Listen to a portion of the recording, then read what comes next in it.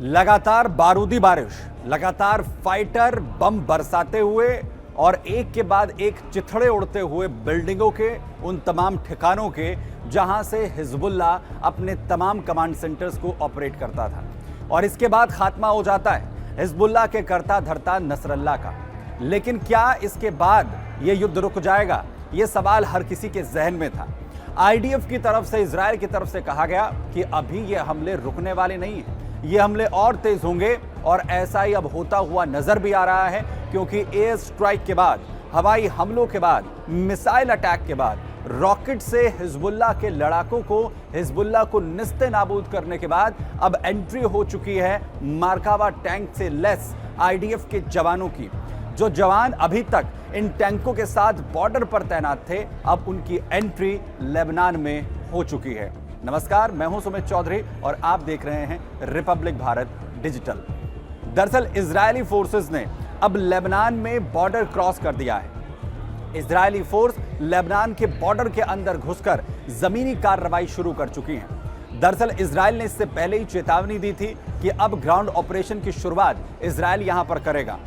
Lebanon border के आसपास के इलाकों में जो भी हिजबुल्लाह के लड़ाकों के ठिकाने हैं, उन पर बड़ी कार्रवाई के तहत यह ऑपरेशन शुरू किया गया है। कई तस्वीरें यहां पर सामने आई हैं इस ऑपरेशन को लेकर, जिसमें कैसे इस वक्त इजरायली फोर्सेस के जवान अलग अलग ठिकानों पर न सिर्फ टैंकों के जरिए एंट्री करते हुए दिख रहे हैं, बल्कि जो तमाम हिजबुल्लाह के ठिकाने हैं उन्हें निस्ते नाबूद करते हुए भी नजर आ रहे हैं। वो तमाम सुरंगें जहां पर ये लड़ाके छिपकर अपनी जान बचाने की कोशिश करते थे, जहां से लगातार इजराइल पर रॉकेट दागे जाते थे, उन तमाम जगहों को निस्ते नाबूद किया जा रहा है।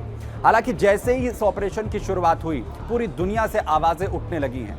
दूसरी तरफ ईरान भी लगातार इजराइल को धमकाने की कोशिश कर रहा है कि अगर लेबनान के अंदर इस ऑपरेशन को और ज्यादा बड़ा किया जाता है तो ईरान इसमें इजराइल के खिलाफ खड़ा हो जाएगा, जिसके बाद एक टकराव की स्थिति सीधा सीधा ईरान और इजराइल के बीच बनती हुई नजर आ रही है। लेकिन इसी बीच अमेरिका ने इसमें एंट्री मारी और कहा कि अगर इजराइल के खिलाफ ईरान कोई भी कार्रवाई करता है तो अमेरिका उसके सपोर्ट में एक बार फिर से खड़ा हुआ नजर आएगा। हालांकि अगर हिजबुल्लाह के खिलाफ इस ग्राउंड ऑपरेशन की बात करें तो इसकी पूरी जानकारी इससे पहले इजराइल ने अमेरिका के साथ साझा की थी कि नसरल्लाह को मिटाने के बाद अब ग्राउंड ऑपरेशन आईडीएफ की फोर्सेस शुरू करेंगी, क्योंकि इजराइल का साफ तौर पर कहना है कि इजराइल के बॉर्डर इलाकों से तमाम इजरायली लोग जो इलाके छोड़कर जा चुके हैं, उन्हें वापस वहां पर बसाना इजराइल की प्राथमिकता है। यह ऑपरेशन क्या और भी ज्यादा खतरनाक होगा, क्योंकि इजरायली फोर्सेस और साथ ही जो चीफ है उनका साफ तौर पर कहना है कि हिजबुल्लाह के लड़ाके इन तमाम इलाकों से लगातार इजराइल पर रॉकेट दागते हैं और इलाके में इजराइल के लोगों को नुकसान पहुंचाने की कोशिश होती है। हमारी ये कोशिश इस ऑपरेशन के जरिए तब तक जारी रहेगी जब तक हम अपने लोगों को वापस यहां पर नहीं बसा देते हैं। वहीं इन तमाम हालात के बीच में एक खास तस्वीर लगातार सामने आने के बाद जिसका ध्यान सबने खींचा है, वो है आईडीएफ फोर्सेस की तैयारी को लेकर। दरअसल आईडीएफ फोर्सेस आखिर कैसे आगे की रणनीति को लेकर तैयारी कर रही हैं, आखिर कैसे वॉर रूम से पूरे ऑपरेशन को ऑपरेट किया जा रहा है। ऑपरेशन एर्दोगन के जरिए दरअसल जहां एक तरफ हिजबुल्लाह के लड़ाकों को मारने की तमाम कवायद जारी है, दूसरी तरफ हमास के लड़ाकों को, हमास पर नस्ते नाबूद करने के लिए, हमास को खत्म करने के लिए भी ग्राउंड ऑपरेशन गाजा में चल रहा है। आईडीएफ के तमाम सोर्सेज का कहना है कि दोनों ही ऑपरेशन इसी तरीके से चलते रहेंगे। गाजा में भी ग्राउंड ऑपरेशन लगातार इसी तरीके से जारी रहेगा, वहीं हिजबुल्लाह के खिलाफ यानी दोनों मोर्चों पर इजरायली फोर्सेस इसी तरीके से युद्ध यहां पर लड़ेंगी। वहीं जो तस्वीर लगातार सामने आई है वॉर रूम की आईडीएफ की, उसमें अधिकारियों के साथ मीटिंग करते हुए तमाम आईडीएफ के जो सीनियर ऑफिशियल्स हैं वो दिखाई दे रहे हैं। इसमें टीवी पर एक तस्वीर भी चल रही है जिसमें हिजबुल्लाह और हमास के जो कमांडर्स हैं उनकी तस्वीरें लगी हुई हैं, और इन तस्वीरों में साफ तौर पर दिखता है कि जिन्हें निपटा दिया गया है, हमास का हानिये हो या फिर हिजबुल्लाह का नसरल्लाह, उस पर क्रॉस के निशान यहां पर लगे हुए हैं।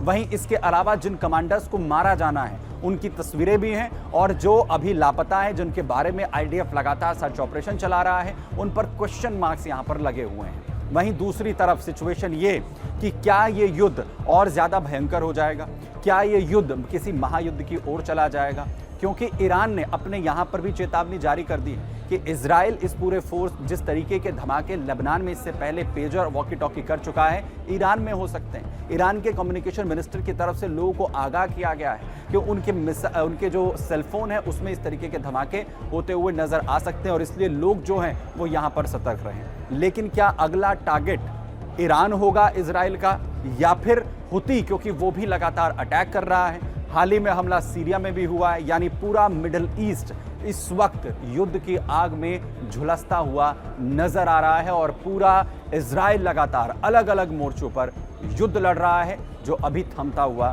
नजर नहीं आ रहा है। आपको क्या लगता है कि क्या अगला मोर्चा भी 2 मोर्चों के बाद इजराइल का ईरान की ओर खुलने वाला है और हुती के खिलाफ भी क्या ये युद्ध और भयंकर होगा? कमेंट बॉक्स में जाकर हमें जरूर बताएं। ऐसे तमाम वीडियोस के लिए बने रहिए रिपब्लिक भारत डिजिटल के साथ। धन्यवाद।